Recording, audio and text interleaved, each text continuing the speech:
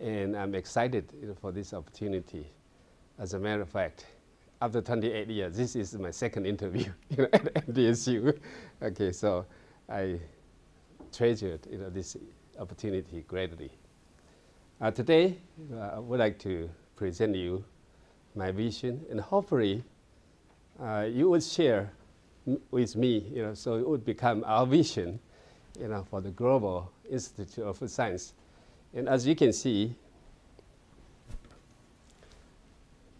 the diversity is in terms of language worldwide. I just selected some that I'm more familiar with in terms of our students' compositions and faculty compositions. You can see the diversities with very beautiful fabrics. So one thing that I have done greatly here at NDSU is to help promote diversities. So my vision in a word, the Global Institute of Food Science will be the world-class learning centers of food science. And if I'm given a blank check, this is what I want to envision, a very nice building for this world-class institute.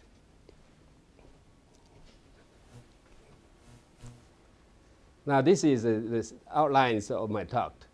I will give a little bit of introduction about North Dakota,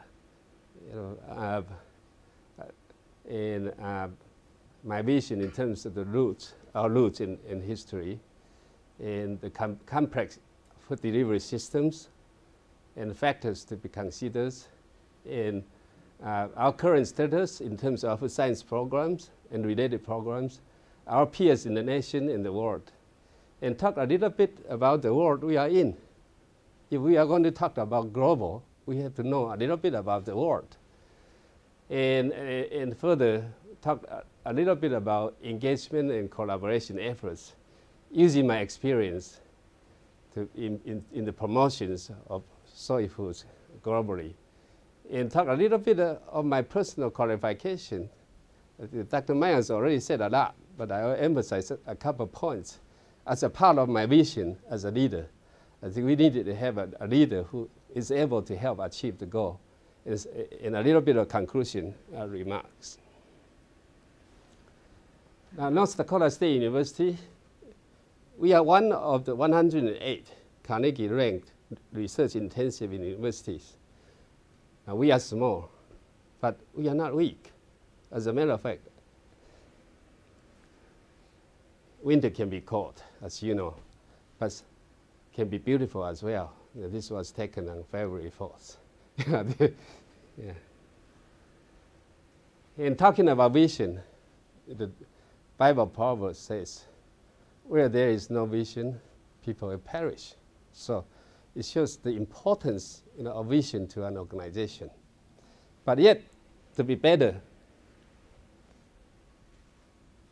is to share visions. A vision that I share with our administrations and you and students. And I really appreciate the vision of our provost, Rafford, and he is here. It was him that started this vision and taken it to us and challenged us to do better globally. And this is what I took from Peter Senge. A shared vision is a picture everyone carries in his or her heart and head. And without shared vision, the vision we try to create is pointless, meaningless. So it shows the importance. And to a learning organization, if we don't have a shared visions, basically the learning organization cannot exist. So it shows the importance, the vision that must be shared. So talking about the shared visions, we have the best education systems in the United States. Upon us as leaders in education. But to understand why we are the best, we should go back to our roots. In 1862, the Morrow Act signed by President Abraham Lincoln, basically create the then grand colleges, and with an intention, with a vision to provide access to people of ordinary class. At that time, only rich people, rich kids, can go to those elite private universities. Not too many public universities around. So that was the vision. And in 1887, the Hatch Act created the Agricultural Experience Station with a mission to enhance efficient production and also marketing, distribution, and utilizations. Therefore, whatever we do, we would have to provide some benefits to the people in the land of the state. We are paid for doing one of these things or multiple tasks of these things. Some of us carry teaching and research. Some carry all three of them, teaching, research, and extension. And traditionally, we have done really well. I'm not talking that I'm doing well. We are doing well. For example, Dr. Schwartz have been doing really well in brewing. And it applies to almost everyone. We are doing really well in these land grant systems. It's through an integrated approach. But the time is for transformation. Here, when our economy is down and resources are tight, plus many dynamic changing issues of our environment, educational change, information technology changes, as well as demographic changes. And plus, we have very high national and global competition. Those of us who have involved in writing national grants, we realize that. Plus, our public has very high expectation of us. So all of this put us in a position that we don't have too many options but to transform. So in my view, the missions of the Institute and the mission of the Institute would be a genuine and world-class learning organization. And the Institute would conduct research to generate information, and we would disseminate that or teach that new information to students, commodity groups, or industries, and relate and share the information with our citizens, and all wide as well. So let's take a look at our current situation. Our food science-related disciplines are small. We have food science undergraduate programs, plus the safety altogether would be about 35 students, right? Did I? Yeah. And we have a food safety BS, MS, and PhD students. Is it about 10 students in that discipline? Yeah, right, roughly, right? BS students, it would be about 4 or 5. And serious science has graduate programs, but no BS programs. We have a nutrition and dietetic program. I don't know how many students in that program. But our policy so far is we need to have assistantship before acceptance. And that is a control for maintaining our quality, which is good. That's what I said, that we are small, but we are not weak. We have excellent programs in terms of quality. But high-tech has virtually erased the boundaries between universities in the nation as well as worldwide. Today, we can send information from North Dakota to any part of the world anytime. We can deliver teaching, research, service to all parts of the world, and vice versa. We can have someone in here, this maybe Denmark or Scandinavian, Norway, University of the Industry, to put a talk for us. to deliver to South Africa on behalf of North Dakota. Or we can have the strengths of each of the places send the talk to us, and then we send it to any parts of the world. And that will be the future trend. So we are becoming more global in a way, rather than a regional university. So I tried to put my concept together in this slide with our global vision, ultimate global visions. And I borrowed some words from our land grant system and from Abraham Lincoln. For the land and the people, malice towards none, and food and health for all. This should be our ultimate guiding philosophies for the world. And the delivery systems start from the bottom up. The land, the water, and the environment. Changing in the environment would affect the productivities of crops and livestock and everything else. And further, post-harvest handling and storage, marketing and shipping to manufacturers, and this will be the stage where food scientists engage the most. But in every stage, food scientists can collaborate in this chain. And further on, after processing and packaging, we market it, send it to grocery stores for home uses or for restaurant use, and reach consumers for improvement of health, or simply just for joy, for people's relationships. So the chains of delivery from land to people, covering the entire systems. And in this entire chain, we talked about some of the major issues. This is not intended to be exhaustive, but some of the important ones, profitability, economics, very important. What we are doing is business. And for any business, we need to be economical.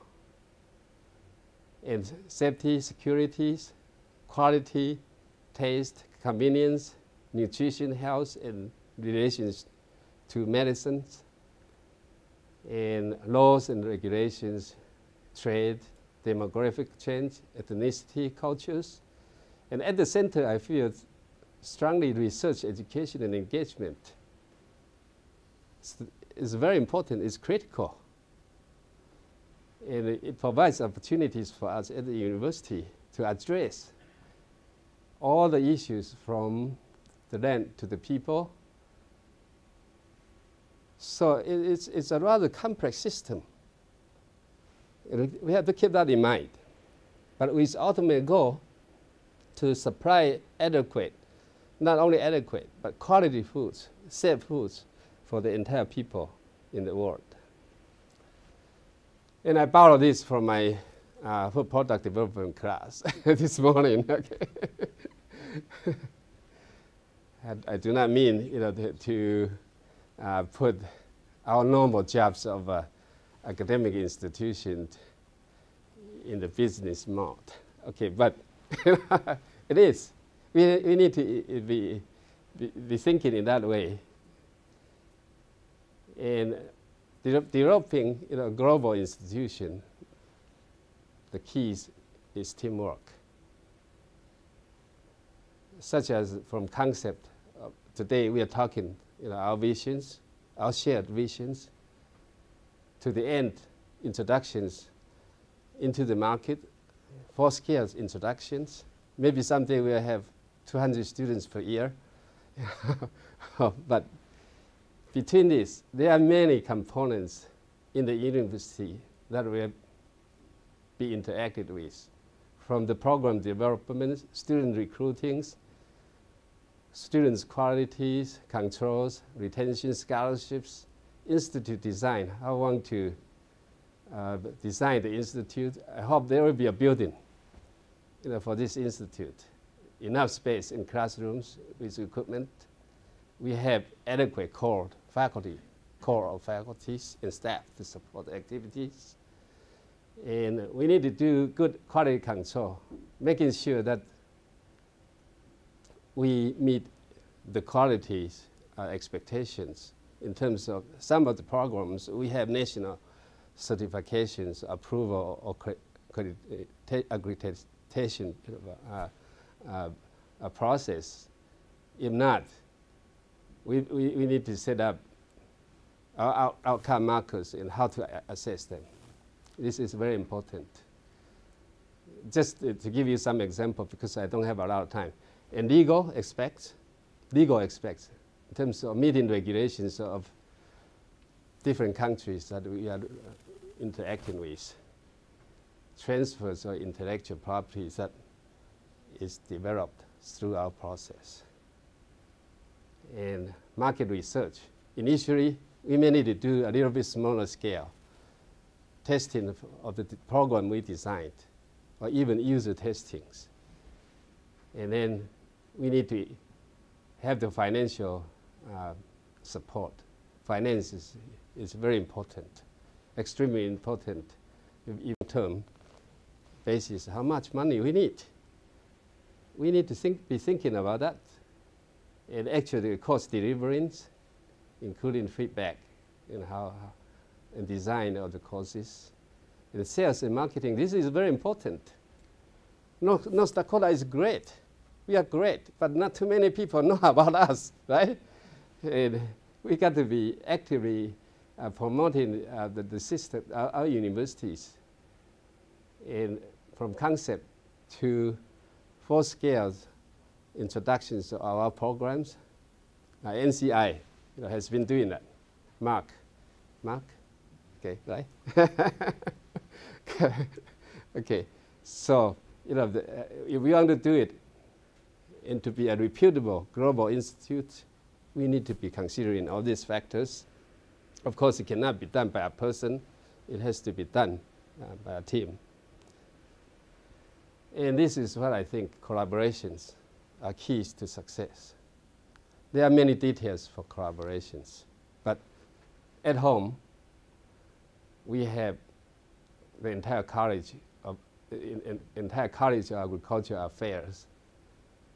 We have state commodities, etc., industries. We have College of Business and Trading components. We have state and federal governments and USDA labs. And we have the NDSU divisions of equity, diversity, and global outreach, as well as undergraduate admission and graduate admissions office. We want to, our alumni and foundation, to get their support, as well as other colleges, including engineering, pharmacies, and I'm very glad that I see faculty from pharmacies is here, and other departments of college at NDSU. We have to find a way, to integrate our efforts. Nationally, again, collaboration is key to success. We need to recruit interested expertise to participate in our national food policy makings and also to advance sciences. And there are many universities in the US. I was very active in IFT. I'm still very active in the National Food Science Society. But I know each university has focused strengths.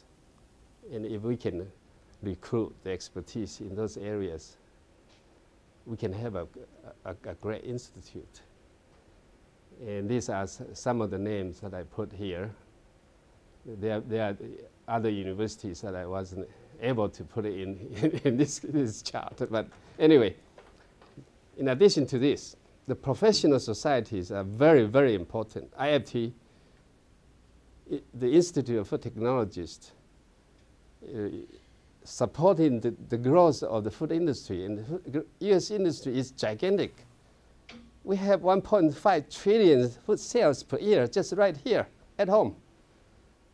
And IFT annual budget is more than $10 or $20 million each year. It has knowledge centers, has many divisions. In addition to that, ASCC, ACS, US governments, they provide funding opportunities for us to pursue We need to define area and regions in the world to define the unmet needs in every regions and to establish our program accordingly. Worldwide organization, the International Union of Science and Technology, in that I have been active as well. United Nations, FAO, WHO, and WTO, World Trade Organizations, setting the standards for international trade. And we should be involved in that, particularly for the crops of foods we produce. Okay, so to follow through, what are our immediate needs? We need to know, well, first, obviously, that's what we are doing today, defining our leadership. It's the most important. Finding resources, new faculty positions, defining the expertise areas, which are the areas we need, any startup funds, space, immediate space, equipment and facilities, because they are very important to ensure the quality of our education. So, in terms of leadership, what we need is a transformational leadership. The person will take us in the right direction and also will take us as far as we can do, right? Okay, that's what I'm thinking. If we are going in wrong direction, by the time it takes to come back, it's going to waste a lot of time. I like this from Eliot. You know, T.S. Eliot, you know that he was a great poet, right? Great writers, great philosopher. Right? He said only those who is going too far can possibly find out how far they can go. So we shouldn't be afraid to go too far. And small can become empires. As I said, North Dakota is small, but we are not weak. We have the strength, and we have the opportunities. Throughout the beginning of time, Rome is a small city, became Roman Empire. In recent years, Singapore, and this is a book written by Lee Kuan Yew. This is the leaders of Singapore that took Singapore to the world arena. It's very successful. Singapore actually has one of the highest income per capita in the world. Singapore controls 30% of fuel oil in China, and you can see how big that. China has 1.4 billion people. One of my former associates just joined Wilmar. That is a Singapore a company, Dr. Liu. So it's about attitude. But the first thing to do is to develop shared visions among our administrators, faculties, staff, and students. My vision is to establish a high quality, best in the world. Why not? And that can influence the world progress of science. And I'm hoping that the Institute would have a balanced activities in teaching, research, and services. And any new programs established, we need to take time to identify particularly the unmet needs of the people in various regions of the world and in their food industries. The characteristics, just take a step back, of modern universities. Now this is from the reports of Kellogg Commission on Higher Education in 2000. I was selected for leadership training, so I took the information. Today's university characteristics, we have transferred from university to multi-universities, as a matter of fact. Because of the growth of university, in 1800 it was small, everything in the same college. We were fully integrated. Now, university has become so big. Some universities have 40, 50,000 people. And they are fragmented so much with very specialized focus. And how do we bring these people back? With those departments and centers and institutes with similar interests back together to be a cohesive unit. I think it's a challenge. So our future success depends on a leadership that can build cohesive unit to maximize the strengths. Whatever we take the research information and to deliver to teaching, etc. Okay. And initially in implementation, we need to start formulate strategic and action plans. I'm hoping to have that done in 6 months. Maybe that approximately, yeah. To determine our near and medium and long-term goals, success markers for assessment.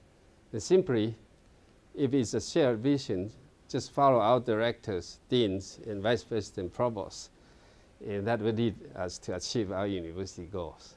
That's what I see. However, just take a step back. I feel teaching and learning should be the foundations of our universities. Not everyone who pays can get a degree. I think that would be fundamental. Success of our students would be the best ambassador for recruiting, so we should put our students first. And I would suggest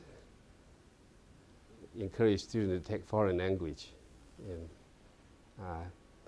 have a study abroad program in science. We should be committed to excellence in teaching, and we are doing well now. Our teachers must be the leaders in their respected fields. And what I like to see is a program that has academic rigor. And this is an old Chinese proverb. Give a man a fish, and you feed him for a day, and teach a man to fish, that you feed him for an entire lifetime. And it is very true. With that principle, we should educate our students to be able to have the critical thinking and lifelong learning ability and to succeed in the societies. Fundamentally, for enhancing students' learning, we got to have adequate space, equipment, and facilities. Building state-of-the-art facilities, and I'm hoping that classrooms with interactive video conference capabilities. And we would need to have adequate support of staff and operational resources. And the center will probably need to have some kind of information system support staff. But we have IT department now on campus. We can seek very close collaboration with them as well. Graduate programs, in terms of master program, we can have non-thesis and thesis option. There is a huge demand for higher degrees in many countries that I have visited. But how do we implement that? We need to think a little bit, particularly thesis option. The doctoral programs is the most important for research universities because we cultivate scientists to create science. And that scientists also engaged in teaching of our next generation of scientists. So it's very, very important. My former professor, I have great respect for him. He used to have lunch with us every day. But he always says this, a graduate student upon graduation should be the best in the world in his or her research topic. And we need to encourage students to do that beyond the idea of getting a job. Because he said, if you are the best, you would have no problem to find a job, right? Because when something develops, you will be the best. And he was true.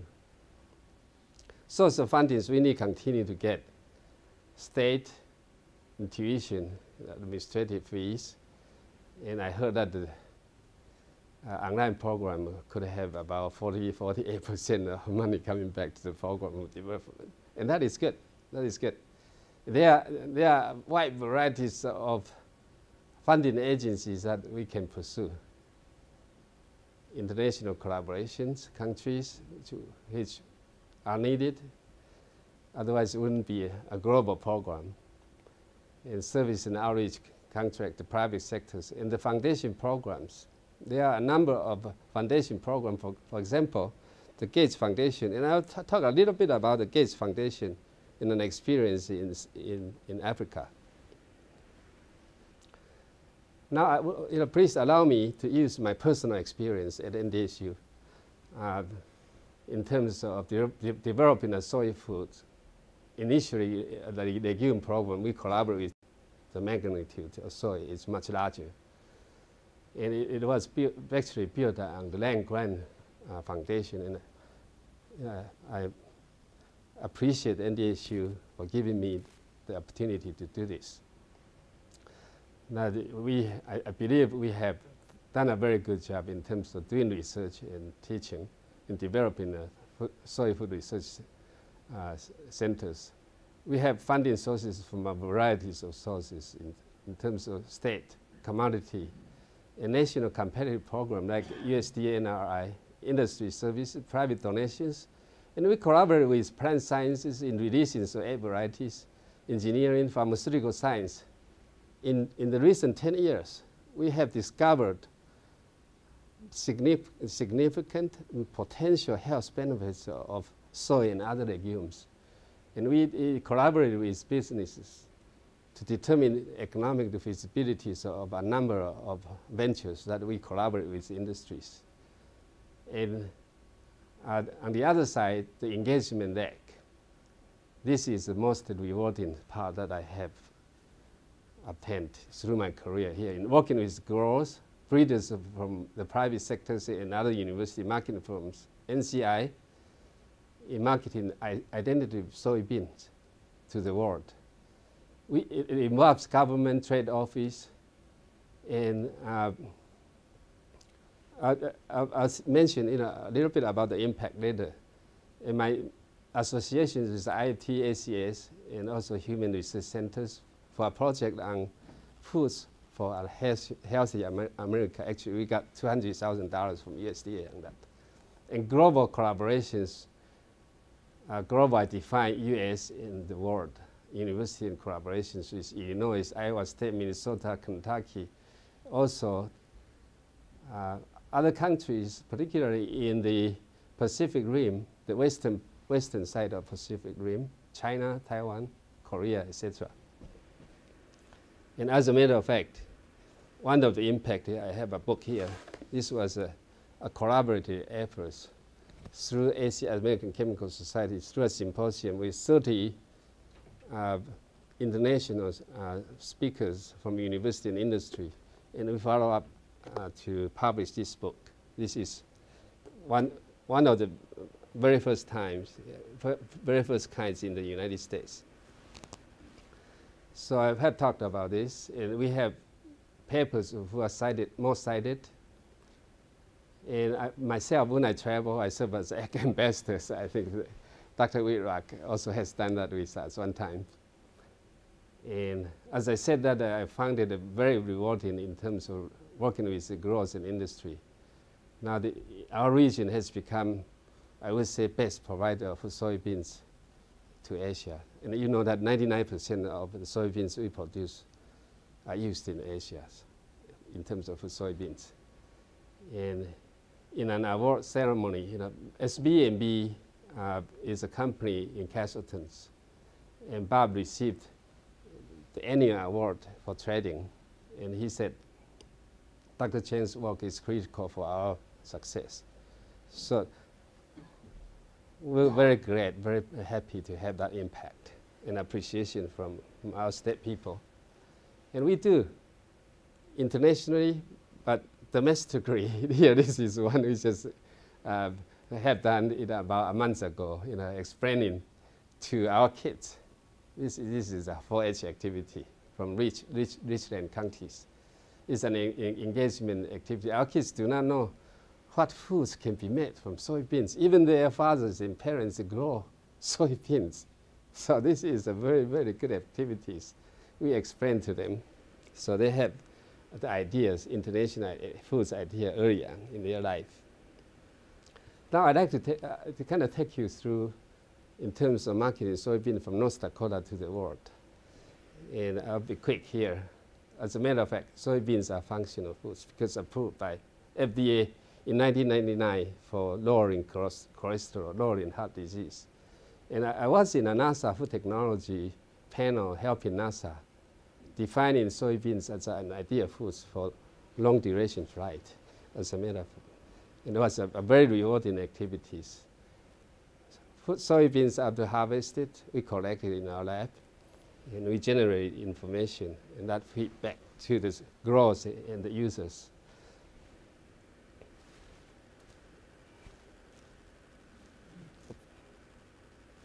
Okay, the users of food soybeans is in this region here, with more than a third of world populations and about 30% of the world economy.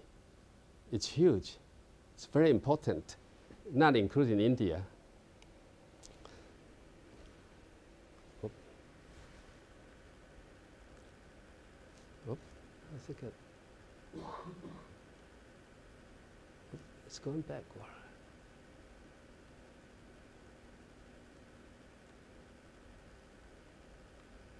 Okay, this is a photo we took in Hong Kong, travel with our Lieutenant Governor, and this is the Air Commissioner, Dr. Gorin. We traveled in 2006, and last time I believe was 2010. And this was taken in Hong Kong. This was in Shanghai. Actually, U.S. Embassy, ATO, was involved in terms of government people in Shanghai and Shenzhen. This was in Indonesia. In the background, these beans are from North Dakota. So we visit our users and try to help them solve the problems. This is Indonesia and Taiwan, Malaysia. Have never eaten with a U.S. ambassador. It provided me an opportunity to have dinner in an U.S. ambassador's home. It's very rewarding. These are the ag leaders. Yeah. And in Thailand, Bangkok, again, this is our Lieutenant Governor. Bangkok seminars, Japan. This was just last year before the big earthquake. Visiting companies talking about U.S. soybeans. And we host soybeans visitors, soy food visitors in our lab also. And this was taken in South Africa. And in that conference, the Gates Foundations came to talk to about their intention for promotions of soybeans in Africa, particularly in sub-Saharan countries. They try to increase soybean planting, particularly to the smallholder farms that increase their economy and overall would increase their national economy as well as improve human health. Have interaction with companies in Uganda. And this is Mr. Martin Starlis. And this photo was taken actually in Illinois though, because I'm a constant speaker in the University of Illinois soy conference each year. Yeah. In Korea, soybean sprouts. Some of the activity involved in the universities, Henan University of Technology, National Taiwan University in Taipei, Seoul National University in Korea, China Agricultural University in Beijing. And these two, Henan, HUT, and CAT, actually, we have developed memorandum of understandings through Vice President Meyer's office. And we have exchange already. We have, last year, we have 4 professors visiting our laboratory for about a year. And we try, to continue to build based on this memorandum of understanding to develop our collaborations. Another visit to Wuhan. I think, Paul, you are interested. Paul is not here anymore. Okay. Hostings with Japanese scholars. And in 2011, these are the university and industries that I summarized. I visited in Korea, China, Indonesia, Japan, and Taiwan. In 2012, I have been invited to go to these universities already, and I schedule my trips in the summer and also in the fall. This is a photo. And working with Brazil's soybean programs, Arena and also Mercedes. Those are very, very influential people in Brazil. And Dr. Chang, with him we are co-organizing 2015 World Soybean Utilization Conference in Harbin in 2015. That conference is held every 4 years. And in 2010, actually, I was very honored to be invited as an external reviewer to review China's food science program. And China's food science program is getting bigger and bigger. As a matter of fact, it's probably bigger than our US food science program right now. Right? And I interacted with, this is the directors of the National Science Foundations with 10 top of science schools. And they are all at the dean or vice president levels. So I felt quite honored as a faculty to be invited to help shape China's research programs. And now let's take a look who are our competitors, potential competitors, okay, for the international program in our nation and also in the world. 500 BC, 2,500 years ago, Sun Tzu is a famous general. He said, know the strengths and weakness of ourselves and our peers. It's the way to victory. And that's what we need to do. We have competitors. Kansas State University, online food science educational program. I tried very hard to get information from the director. I couldn't get it. So through another faculty who I collaborated with, I got this information. Established in 1986. They have 95 master and 110 online students.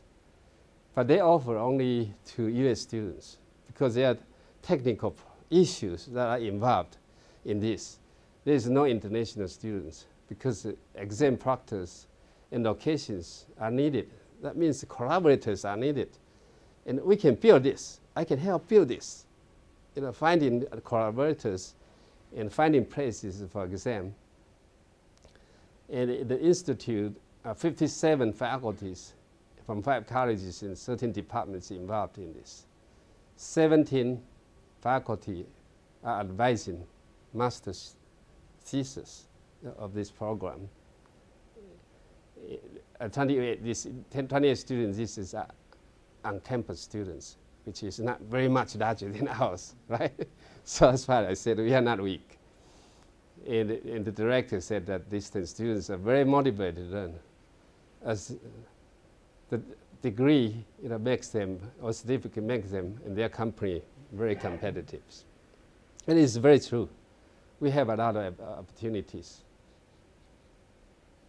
Purdue University Carbohydrate Center focused on carbohydrate is a global program, very famous, under the leadership of my friend Dr. Bruce Hamaker. Actually, this year they have a national conference with more than 400 abstracts. Yeah. Another university, Cornell. Everyone I go, everyone knows Cornell in America. It's a global institution without a global in its name. They have Food Science Institute.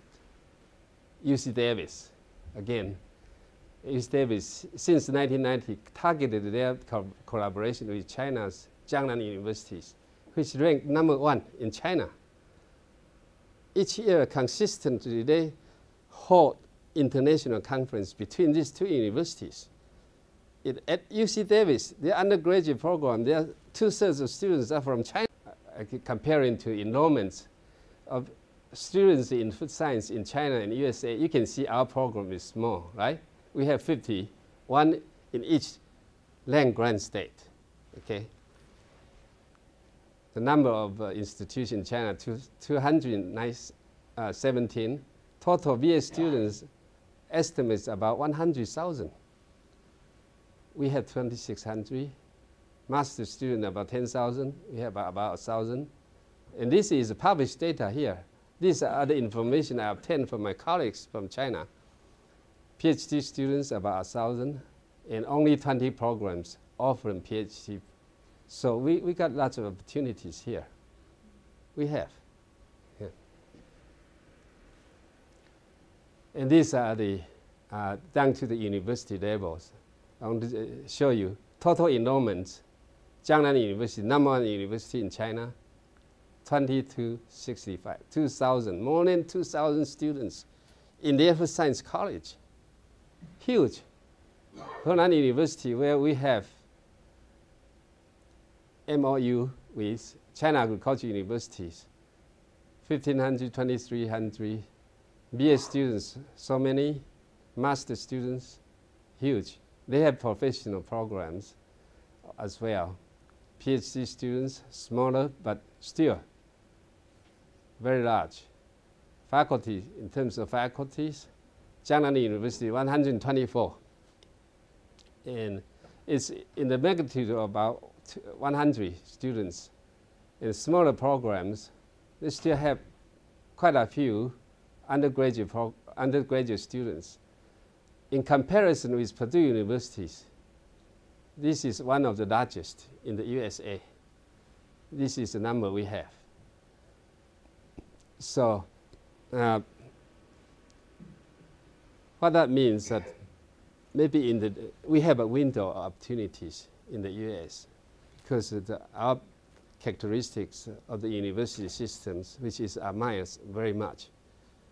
We may have 10 or 20 years of window, that we are still leading. After 10 or 20 years, they have produced enough. And some of these universities have very, very excellent facilities.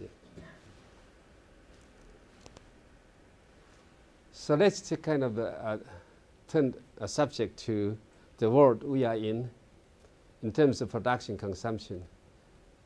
1 billion people lived in poverty with less than $1 per day. 800 million low incomes, protein, mineral, malnutrition. Yet 97% of population growth happened in less developed countries. So there is a real danger here. High income nations, we have overnutrition, and that leads to a number of health issues. World food production actually is adequate. But why are so many people without food or undernourished? Because of problems of accessibility. A lot of people in poor countries just don't have money to buy. Second, foods are not shipped to their hands, okay? And we have a lot of waste in high-income nations. There are a lot of losses due to post-harvest handling. So in less developed countries, this is really a very important issue. And as a food scientist, we can do many things to improve nutrition, quality, safety, preservation, as well as to promote the national economy of the countries. And this chart shows relative percentages of household expenditures. In the US, the lowest in the world. 6.4% of our food shares of household expenditure, as opposed to more than 40% in Kenya and Cameroon. And these are the countries that USDA could calculate. There are some countries USDA cannot calculate. Okay, there are some countries in between. China, 22% spent expenditures on foods. The money spent is relatively low because they can buy foods, with less money, so the price is cheaper. India's about $223 per year, whereas we spend a lot of money. I think Australia, the expenditure in terms of dollar is highest. So I have reviewed a lot of literature and attended some international conference. Nutrition education is critical. Teach people how to eat in undernourished countries as well as in overnourished countries. This is much more important than other type of issues. The all concept of the balanced diet and exercise, and with the trend to move towards more vegetable-rich diets, which also will help to preserve the earth, because the carbon footprint is much less in eating vegetable foods. And all this requires joint efforts of government, industry, academia, etc., and consumers. So these are hot topics in the world right now. Food safety, security, small farm photos, and community industries, particularly is very important in sub-Saharan countries. New product development, functional foods, emerging technologies, chronic diseases that are related to foods, consumptions, food additive, illegal use. Very, very serious in China. And measures for detection and analysis. Environmental pollutions from chemicals and waste. And natural disasters such as Japan's earthquake, the leak of nuclear materials to the ocean and to the agricultural lands is a big issue. And how do we solve that? International trade involving policies of food standards and agreements between countries. So I'll just go through this quickly as far as my qualifications. The most important and most valuable experience as for leading an organization is my training through the ASCAP leaderships in this period of time. And ASCAP represents Experience Station Committee on Organization and Policy. ACAP is Academic Committee on Organization and Policy. Through this training, it allows me to understand the procedures and the principles for establishing an organization in a land-grant universities. I was elected IFT Fellow. It is the highest honor for a professional food scientist that can achieve. President of Chinese American Food Society. All this allow me to have excellent network with scientists from particularly China and all over the world. And I have a diversity talent award also, which I'm very proud of. And I was nominated by students in 1990s. Yeah. And according to Dr. Myers already said this, that very early processing center actually was an approved entity by the Board of State of Higher Education. And I went to the state capital to present the idea to a committee composed of a lieutenant governor and other legislators, that serve in that committees. So they feel that is important. Chaired of the IFT scientific program in 2005. I led 27 divisions, reviewing 1,600 abstracts, established 70 symposiums that year. So I have very strong network. IFT is the largest food science society in the world, with many members from all over the world. So that allows me the network.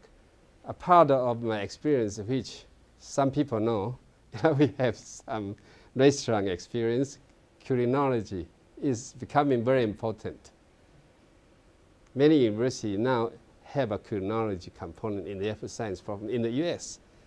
And in the world too, I see opportunities in that. So, toward the end, I'm a strong believer of ancient philosophy. This is from Greeks. Laws without morals are useless. So, and our president, Teddy Roosevelt, also said, educate a man in mind and not in morals. It's just like to educate a menace to the society. And that is very true. And how can we instill the concept in our students when we do online programs. That's a challenge. And this should be a strong educational goal to cultivate students with ethics, integrity, and respect for diversities. And beyond that, I hope that we help each other to succeed by building strong team fellowships. And we are in the era of rapid transformation. We have to believe in. This is a very rapid transformational world. But our efforts will be built on our strong foundations, of the land-grant roots. Through our efforts, we will promote our North Dakota, U.S. agriculture and food commodities to the world, and vice versa. We take, the foods from, other parts of the world into the U.S. And I firmly believe that engagement with our citizens and collaborations with others at all levels will be the key to success. So I feel I'm ready to lead in the creations of the Global Institute at NDSU to become the best in the world. Thank you very much. Yeah. Finally, I thank everyone who has worked with me in our program. Thanks. Questions for Dr. Chang? Yeah. Dr. McPhee.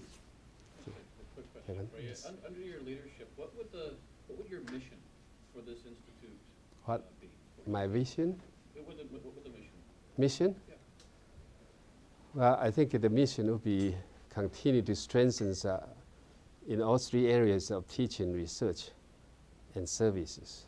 Just as the position announcement said that we are going to expand our current program to address the global issues. What would some of those issues, those global issues? I have mentioned some of the hot topics in the seminars. Yeah. Right. Okay. Yes, Just Elias? a follow-up on that question is, this is a new institute that you're going to establish. How much funding do you think you need?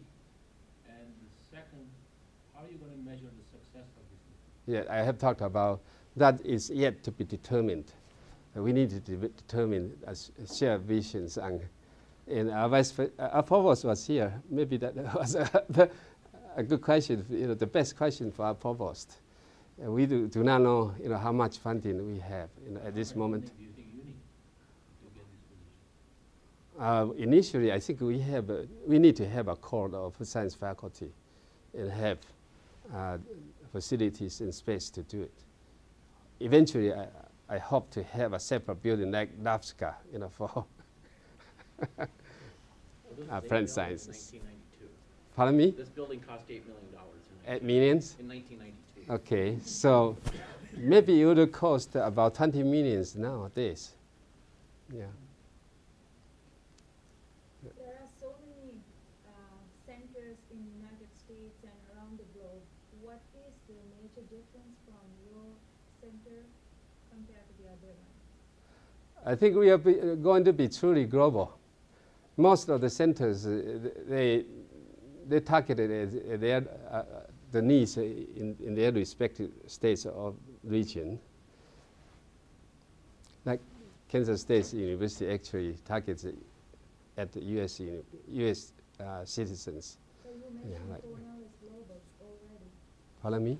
You mentioned in your talk that Cornell is already global. Oh yes, it is a So global then university. How will it be different from Cornell with this new institute? It will take time. Cornell it becomes famous not in a day. Cornell is one of the Ivy League universities, and they have a lot of resources, and one of the oldest universities in the U.S. And they have, in the first science program, they have more than 20 faculty members. But again, I said that they are large. We are small, but we are not weak. Just telling you a truth. In 2008, Korean University's department head was elected as a fellow at the same stage with me as a faculty from North Dakota State. So we can do that. It's going to take some efforts and some time to achieve that. Good question. But it's not going to be in 1 or 2 years.